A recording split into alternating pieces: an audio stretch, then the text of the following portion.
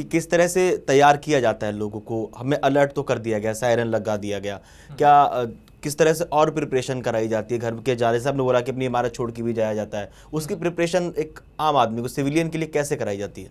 देखिए, ये जब एयर रेड सायरन बजेंगे, इसके पहले जैसे अब होम मिनिस्ट्री ने ये इशू कर दिया है, राज्यों से कहा गया है, अब राज्य सरकारों का जो पूरा तंत्र होगा वो लोगों को अलर्ट करेगा, बाकायदा अनाउंसमेंट होंगे कि जब एयर रेड सायरन बजेगा तो आपको क्या करना है, आपको कहाँ जाना है, कहाँ छुप जाना है, या किस तरीके की, जब ऐसा सायरन आप सुने तो उस दौरान आपका प्रोटोकॉल क्या होगा। मैं यूक्रेन का युद्ध कवर करने के लिए जब गया था तब मैं आपको बताऊं मृत्युंजय, उस दौरान एयर रेड सायरन सुन के, और उसके बाद हम रात को भी अगर होटल में भी थे तो बाकायदा होटल के अंदर स्टाफ एयर रेड सायरन बजते ही बेसमेंट में जाना होता था, और चाहे रात का 2 बज रहा हो, सुबह के 4 बज रहे हों, रात के 11 बज रहे हों, या दिन का कोई समय हो, अगर आप होटल में हैं तो आपको बंकर में जाना है। अगर आप सड़क पर भी हैं तो भी इस एयर रेड सायरन के बजते ही आपको किसी बंकर के में जाना है, या वहां पर मेट्रो स्टेशन जो थे वो बंकर की तरह थे।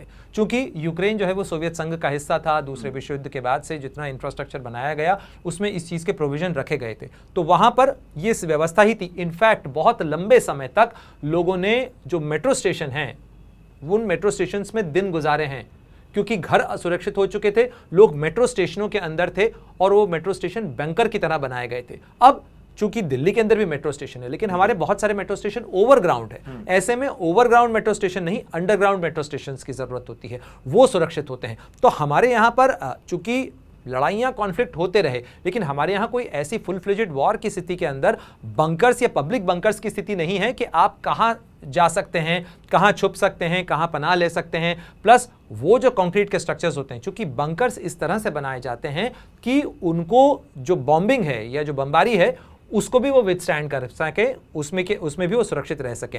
तो ऐसे जो इंफ्रास्ट्रक्चर हैं हमारे यहाँ पे कहाँ हैं, ये राज्य सरकारें बताएंगी। कभी ऐसी स्थिति आती है खासतौर पर सीमावर्ती राज्यों के अंदर। 7 मई तक की डेडलाइन दी गई है तैयारी के लिए, क्या लग रहा है तैयारी कैसे की जा सकती? देखिए, 7 मई को कोई लड़ाई नहीं लगने जा रही है, ये तैयारी की प्रोसेस शुरू हुई है। तो तैयारी की प्रोसेस के अंदर देखिए, सिविल डिफेंस का पूरा एक महकमा है, होमगार्ड, सिविल डिफेंस, ये इसे चौथी टियर ऑफ सिक्योरिटी भी कहा जाता है। सिविल डिफेंस का महकमा इस चीज़ के लिए पहले से रिहर्सल और प्रक्रिया तैयार करते रहता है कि आखिर जब ऐसी स्थिति आएगी तो लोगों को कैसे सेंसिटाइज करना है। क्योंकि देखिए, जब प्राकृतिक आपदा आती है तो हम देखते हैं कि एनडीएमए के दस्ते आ जाते हैं।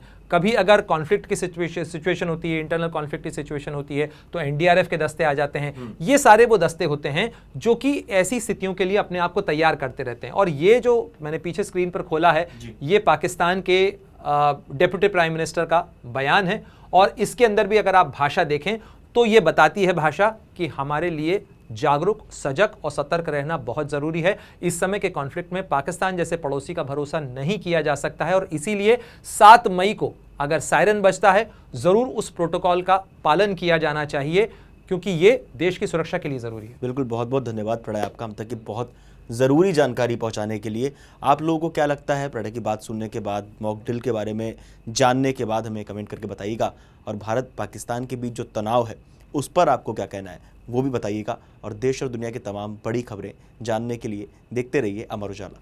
अगर आप ये वीडियो YouTube पर देख रहे हैं तो हमारे चैनल को सब्सक्राइब कर बेल आइकन दबाएं, और Facebook पर देख रहे हैं तो हमारे पेज को लाइक करें।